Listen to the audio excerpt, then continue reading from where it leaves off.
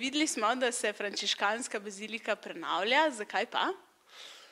Bazilika je bila potrebna obnove in smo potem državo prosili za sredstva, so nam jih odobrili, tako da smo se zdaj odločili, da prenovimo fasado, severni del, oziroma ne severni, severni je že obnovljen, vzhodni del. Torej, obnova zaradi dotrajanosti? Tako, ja, hkrati pa ogrožajo kosci, ki padajo iz fasade, tudi ljudi, ki hodijo mimo, tako da smo v bistvu tudi malo prisiljeni to obnoviti. Po 110 letih je že potreba. Koliko pa bo stala prenova?